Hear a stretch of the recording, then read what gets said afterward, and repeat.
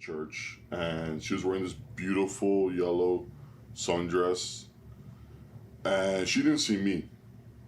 And man, brother, I broke down, and I think I saw you in the foyer, and I just kind of like, booked it. Get away. Yeah, because I remember you trying to talk to me, and it's like I didn't want to have a breakdown in front of people.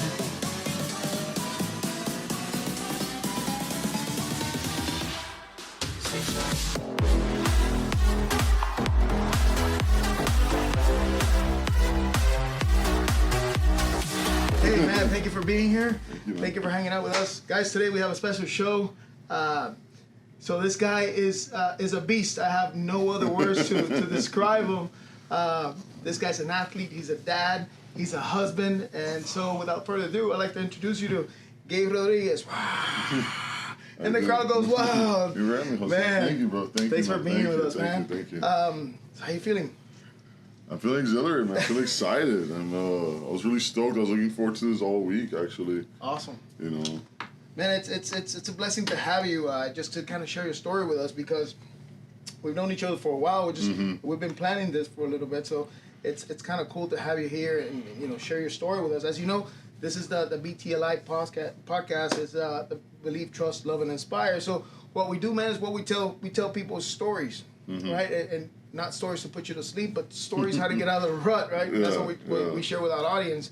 And I we've been talking off camera, and your story is a blessing to us, right? It's we've talked about your injuries, we've talked about your accomplishments, and I want to let our people know who you are. Who is Gabe? So tell me a little bit about you, man. Well, 1986. My mom gave birth to me, Oceanside, California. I was a Cali boy. Yeah. I was a Marine brat.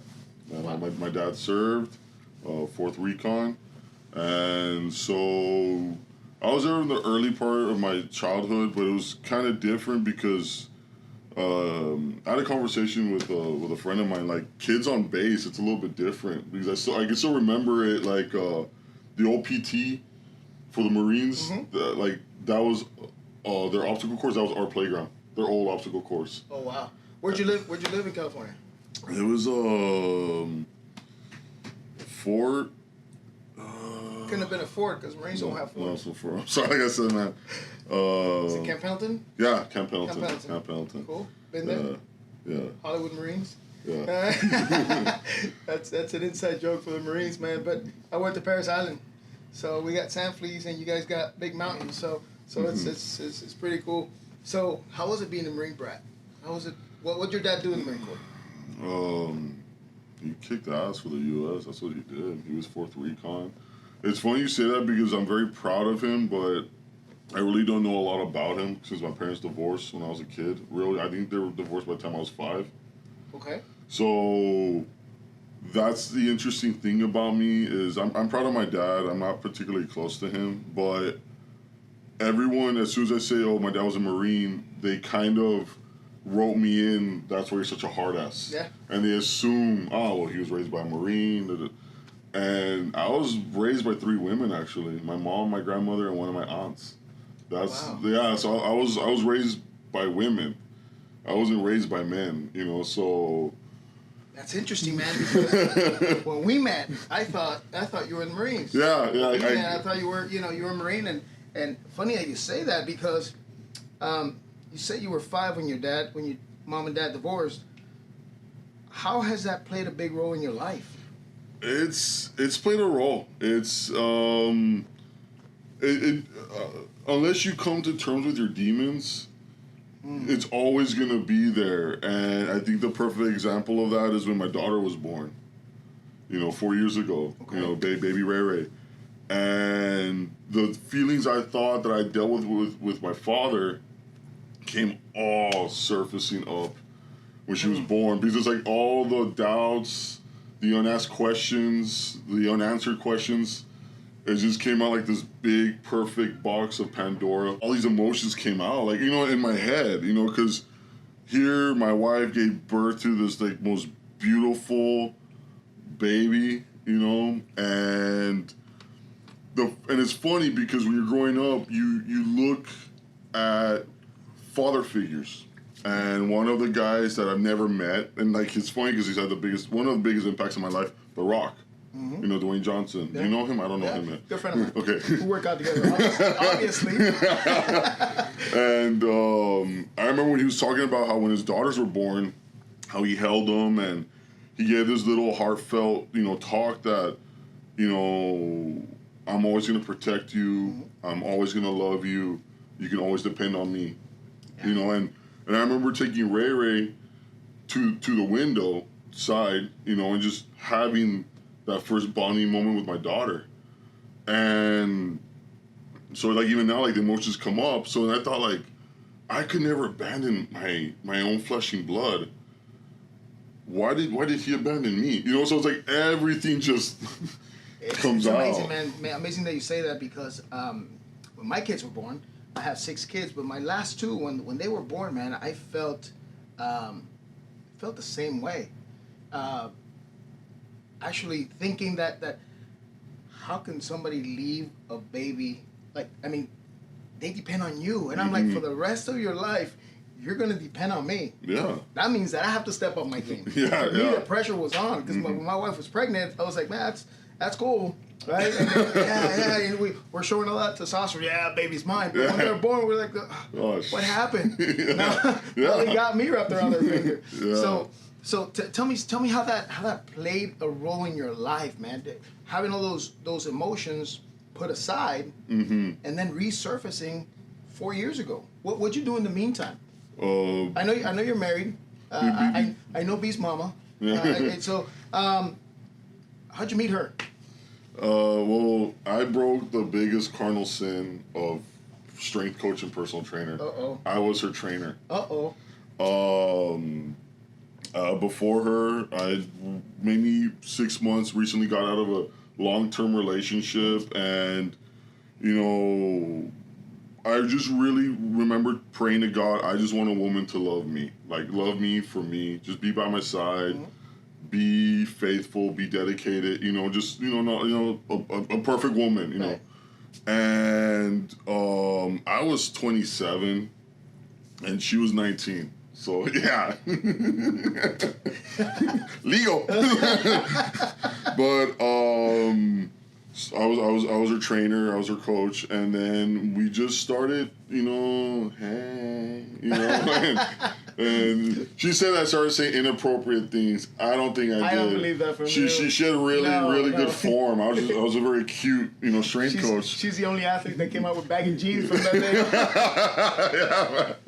Yeah, man. It's funny that you said the qualities that you were looking for in a woman, because based on what you told me as of now, up to now, is all the things you were missing in your life. Mm-hmm. Right? And so tell me about after you went to that inappropriate side, right? you started that relationship. Mm-hmm. How has that been? How has that changed your life? Oh, it's a 180, man. Yeah. A 180. All within 1 year, I basically became, I feel I stepped up from being a boyfriend to a husband, because I got the greatest gift in the world. That was a surprise. Mm-hmm. My little 4-year-old girl. Right. And for me internally, I was not going to let my marriage fail. Mm-hmm. I wasn't. And the biggest thing was I didn't want to be my dad. I wasn't going to be my dad. I was going to make my marriage work. My dad's been married 6 times. Wow. Yeah. Oh, he's got a PhD. Yeah, he's got a PhD. Yeah. And so it was like, I'm going to make this marriage work. And in that, me coming to God, me laying down my ego in that sense, and just being surrounded by men, because, Doc, I knew him years before, but I never interacted with him, and I told him, to me, Christian men were Ned Flanders from The Simpsons, like in bed by 7 p.m. and and with their pants up to here, because that's what they were portrayed as, like I would never think an ex-veteran hunter, man's driving a Harley and Christian values. Right. It almost doesn't go hand in hand.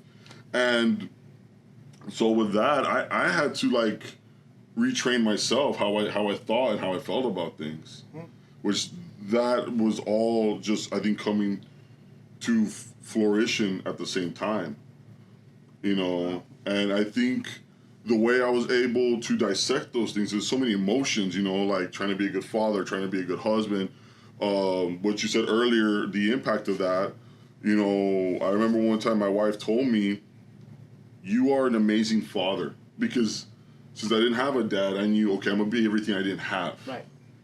She's like, but you don't know how to be a husband. Mm-hmm. And that hit hard. Like, I was like, ouch. I don't know how women have that talent, but they do. It's like they find that little... It's a kick in the gut, man. Yeah. Funny that you say that, man, because I kind of went through the same thing with my family. And it took me a comment from my wife to say, hey, listen, you're a great dad, but it was the same comment. Yeah. You're going to end up like your dad. And see, it made me feel like crap, man. Yeah. Because, I'm working, I'm doing everything that I need to do to become like my dad, but my dad wasn't a great husband. Mm-hmm. So I was trying to emulate him. I was trying to, so let me ask you something. I might be digging a little bit more personal, but what was the turning point? What was the point that you said that maybe your wife gave you an ultimatum? Maybe you said, you know what? I looked at myself in the mirror and I said, you know what? I suck as a husband. This is what I have to do. Because, knowing your background, it's very easy to walk away. Yeah. So what we know is either things go my way with my wife and my kids, or I'm out. Yeah. I'll throw a grenade and let destruction happen, and I'll walk and I'll just rebuild somewhere else. Mm-hmm. What made you stay? What made you man up, pull your pants up? How did you process that? This last summer, we split up for about 2 months. Me and my wife. Yeah, like in.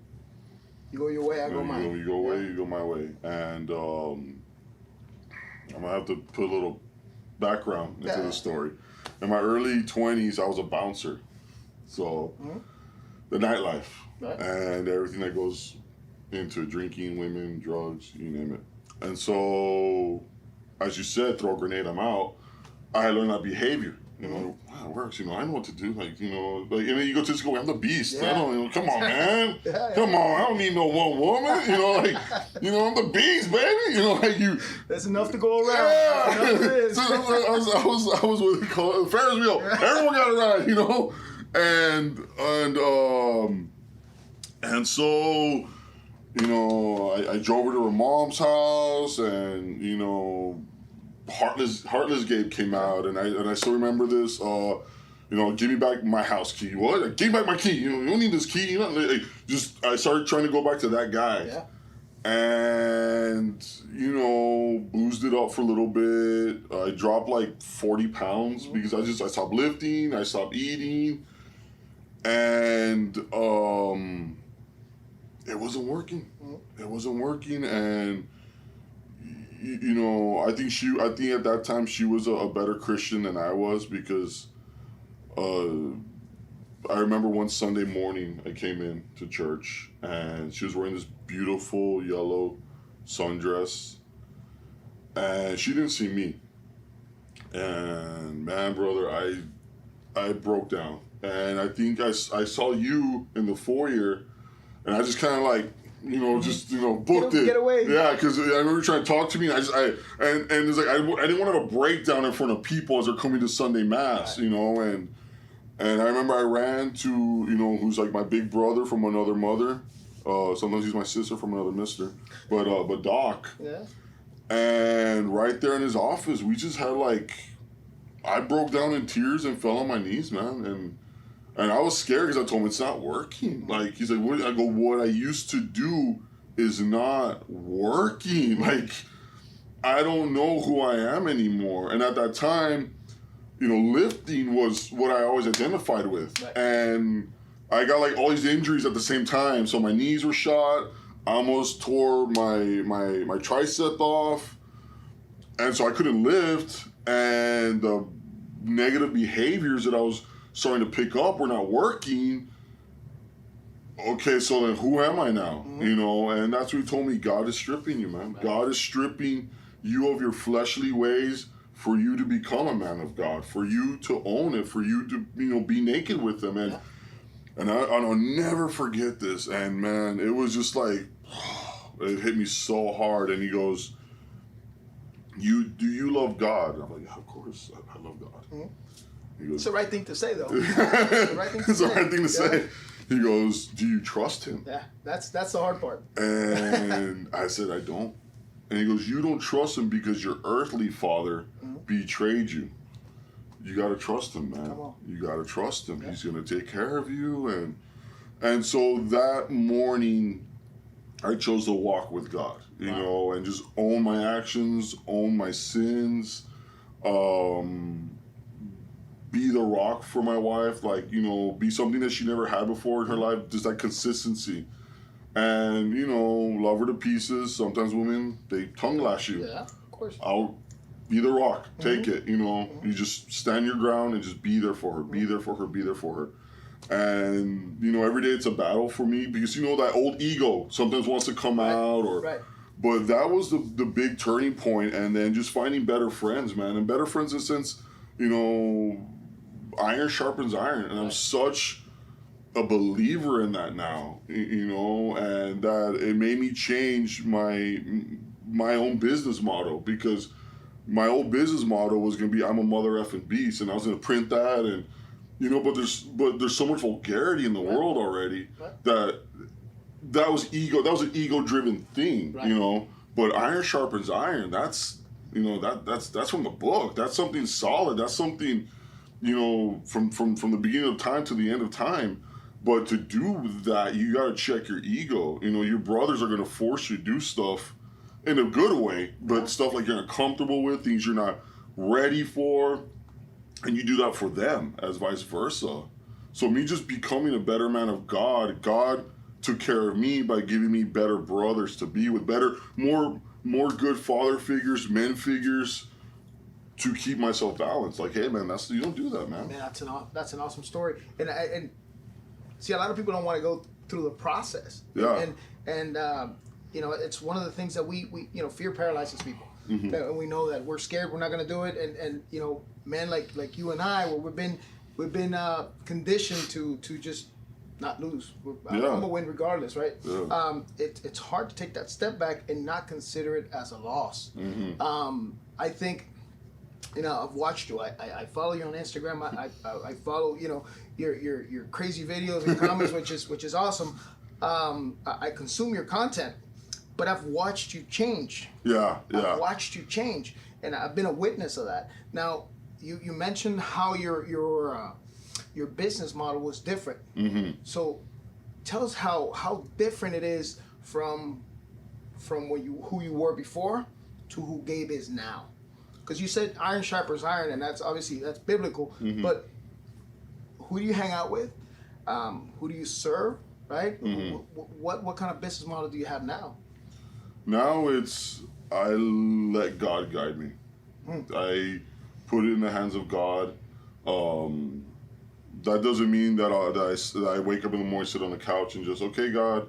No, like, you know, lift me up, yeah. Lift me up. Work you know, on your deadlifts. You know, yeah, you know, whatever decision I make, I try to see how would it impact the Christian community.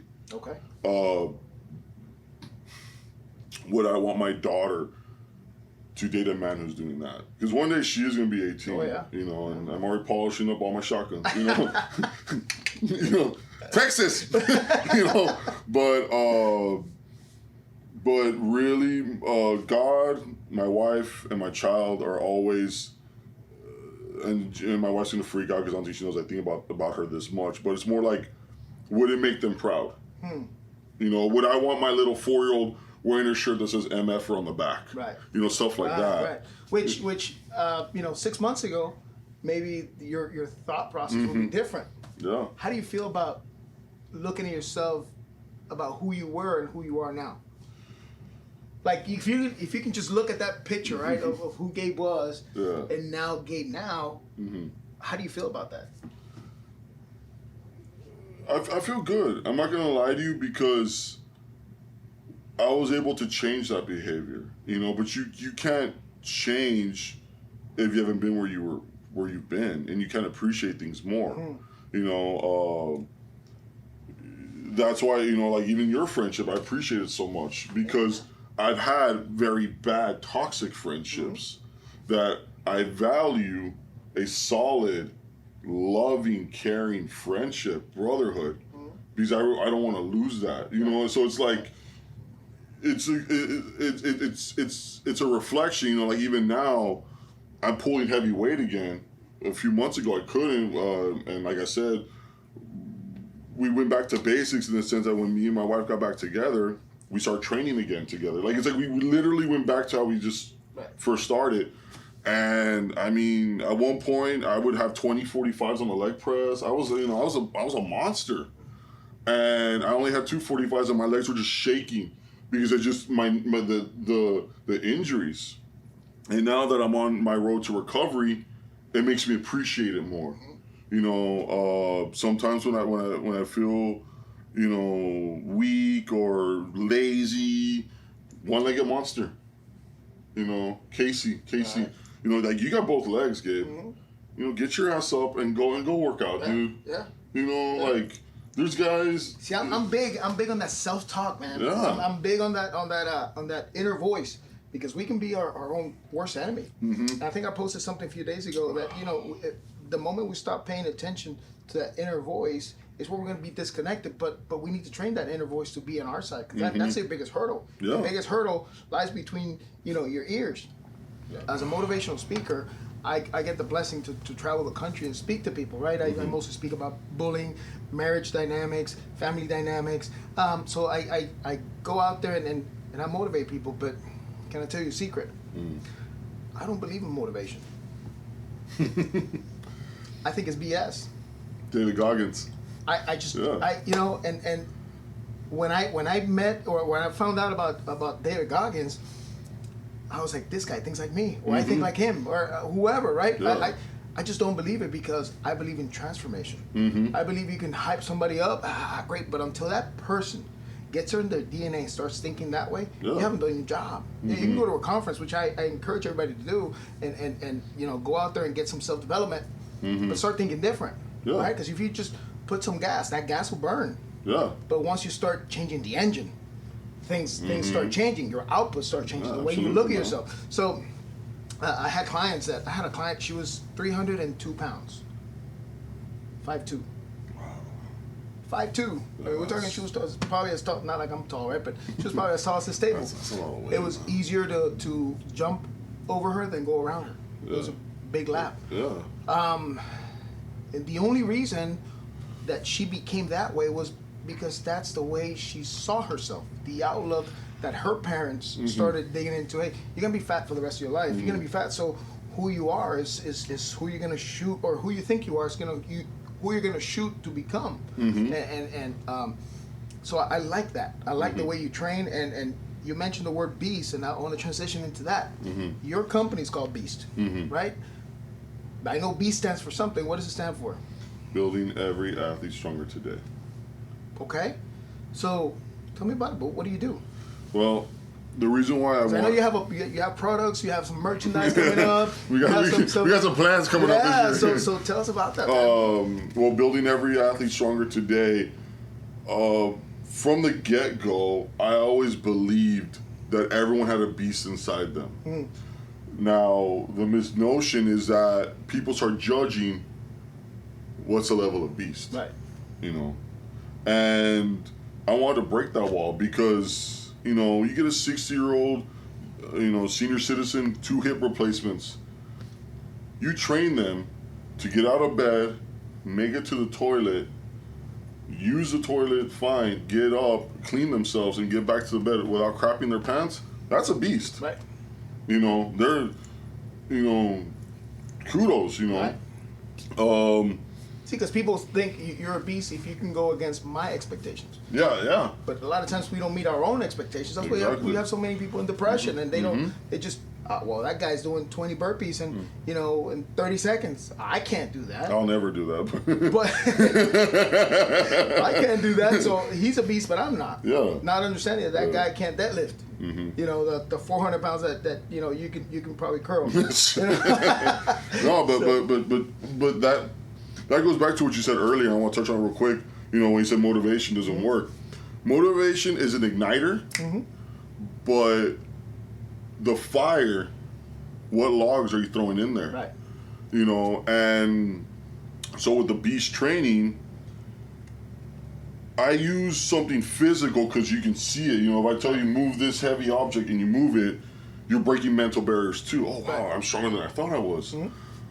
But I use that as a catalyst to then change your mental. Right. Because a lot of my athletes that worked with me religiously, like we met weekly, have gone on to do things they never thought they were even capable of doing. My volleyball player got into, and I'm sorry if I butchered the word, Annapolis up in Maryland. Oh, wow. She got into the Naval Academy. She's an officer. Wow. Yeah, I mean, and then we went from volleyball, trainer for that. You know, and my thing is, you want that, show up hungry. Show up, you want this. Right. I'll go do my homework. What are they doing? I've never done, and I don't think I'll ever be in that same program as she was in. But my skill set is I can break it down, those exercises, and then analyze it, you know, your physique of what do we need to get you to do that. Right. My other athlete, we transitioned him from basketball to long distance running. And as you can see, I'll never be a marathon runner. It's not in my cards. That's why we have golf carts, man. so he's a bike.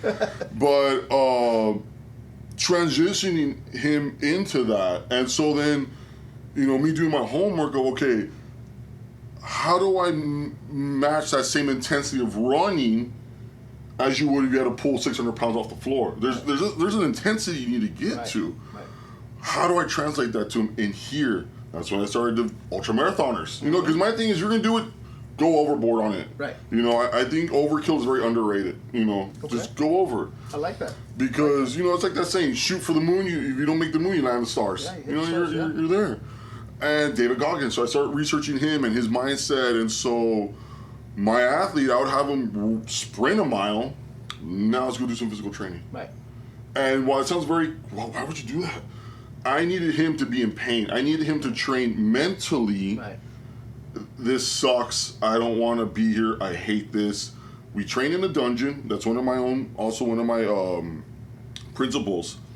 I want to train my athletes as close as I could to hell. Okay. Because there will never be the perfect game. Get any athlete in here and ask them, have you ever had a perfect game? No. It doesn't exist. And it's like how you practice is how you play. Right. If I get you fourth quarter and you're tired, but you've been in hell, and we get this guy in front of you who's just, and you can see in their eyes like, they don't have it in them. You're going to win the game. Why? Because I've been somewhere worse. I've been in 102 weather, 5 in the afternoon in the Laredo heat, in a box with a very big man yelling at me, no pain, no gain. 102, that's December in Laredo. That is December. And so getting them mentally there, they were able to break through. You know, my runner, I think he's broken his own record 4 times at the university, at Shriners University, where he's at, in steeple running, and he breaks his own records. And because that hunger, shoot, faster, harder. And you know, he's a beast. He's a monster. And he's, maybe 102 with wet clothes on and a big meal. You know, but that mentality of getting them there and me making people get into that mentality checks myself. Because if you're going to be preaching this, then you got to do it. Yeah. So that goes back to becoming a better husband, a better father, a better man of God, a better brother, a better friend. Take it to that limit. Are you being a beast in that asset? Are you pushing your barriers? Are you pushing your bounds? You know. I want to go back to the beginning of the conversation. Sorry, man. No. It's. I think we can tie it up together. I asked you who was Gabe now, and initially when we started talking, you said that you were having a rough time, forgiving your dad and going through that. can you see something positive about what happened to you in your life since the beginning? Are you capitalizing on it? Because you described your life. You just used it as an athlete kind of metaphor, right? But you described your life. You know, I'm gonna put you through hell. Yeah. You're gonna be, your dad's gonna leave when you're 5. You're gonna be raised with 3 women. You know, and you're gonna be a husband. You're gonna be a husband and a dad. So you're gonna have 2 girls. So I'm gonna put you through that. So when that gets tough at home, you can say, I've already done that. So what snapped? Like you're putting your life, you're helping people with what your life was, the hell that your life was. How does that feel inside, man? Because I think my next question is, what drives you? Because that's something hard to do. Get up and do it every day. So what sparks that? Because it's not motivation. We know you're way past that. Yeah. What drives you? What gets you up in the morning? And maybe you have a monster, something that pushes you up. Hey, you got to do this, man, because you're a beast. So you got what is that? What is your secret? Honestly, man, it's love. The love I wish I had, the love I felt, I thought I was missing. I amplify that love to give out to somebody. Now, does that mean I know who in that day is going to receive the love? I don't know. But I do know people listen. Right. And earlier, you know, this day I was walking in the mall with my wife, and an old college buddy of mine told me, hey man, what happened to your videos on Instagram, dude? You went away. Like I used to watch this every morning. Okay, that's checking me. Right. You need to get back on it. You need to become that beast again. Right. So that's why it's iron sharpens iron, brother. Right. So it's love that made me, you know, give back, man. Be the person you wish you had. Someone's gonna look up to you, and even to you, man. Someone's gonna look up to you as a hero. Someone's gonna, and even you don't ask for it. It happens. A lot of times it's hard to receive it because you don't want to take that credit. Oh, I'm impacting somebody's life. You know, all of a sudden I became this star, right? But it's true, man. Making a difference in somebody's life. It's what I live for, right? I want to make a difference, even if I can touch one person. I like to touch millions, right? But if I can touch one person, you know, for me it's very satisfying when you get that call from a husband. Hey man, remember last week I called you because you're dreading. I dread those phone calls, man. When they come in, and I know it's somebody I've been working with, and we've been working on their marriage, we're working on their communication skills with their wife, and then they call you the next week, and you're like, this is it, you know. And they tell, hey, you know what? We fixed things. We decided we're gonna work. That for me, it's gratification. That's what I live for. You know, when you have kids, hey, sir, you remember, you know, 3 years ago you talked to me about, you know, not doing drugs, and I did. Remember the things that you told me I was going to go to jail, and I did, but I learned, and I'm not doing that again. You know, so that's what I live for, and I think. So I know you're a busy guy, man. I want to ask you one more question. You've become this role model for people in our community. You've become this big guy, which is intimidating to look at, but you're a teddy bear, right? Yeah, I get that a lot. You're a teddy bear, man. You're a great guy. I know your family, and I know how loving your wife is, and your kid, man. I love your girl. What can you tell? What word of advice can you give a guy that's Gabe 5 years ago? That's that guy that's still violent. Yeah. That guy that's fighting that demon. Right, that you know, because we use that as an excuse. My dad left me. My first wife cheated on me. You know, I did this and I did that, and what makes me a beast is all the track marks and all my tattoos, and that's what makes me a beast. Or better yet, what advice can you give Gabe, your younger self, 5 years ago? Drop the ego. Drop the ego. That's solid, bro. That's solid. Drop the ego, man. It's ego's a very fickle mistress, man. I've seen it break guys. You know, I say guys more because, you know, what I do and the people I surround myself with. But you know, ego, man. It can shatter. it's such a double-edged sword because I know in the industry that we're in, like come on, man, that's what fuels it. Yeah, I mean, I step up to the bar and do my Super Saiyan dance and and rip it and grip it, but it's a controlled ego. Right. It's and where I have it controlled is, when you pull, that amount, and you've done it yourself, when you pull that amount of weight, anger comes out, dark thoughts come out, but you control, you right. learn to channel it, right. And I thought when I was younger, if I did everything as an uncontrolled beast, as Doc would say, you would kamikaze everything, right. then hey, no one's gonna F with you, no one's gonna mess with you. Right. But it's a false deity. It's false. It's phony. It's counterfeit. It's not real. Sustainable. Yeah, because at the end of the day, you go home in bed and you know what your thoughts are going on in your bedroom. Yeah. You know what's going on. Yeah. You're not dealing with jack. You just put on a T-shirt, and drink pre-workout and facade yourself and take a picture, post it, get, phony likes, and then, people liking your pictures or giving you praise, but it's not real because they're just complimenting something superficial. Right. And as opposed to something real, something genuine. Right.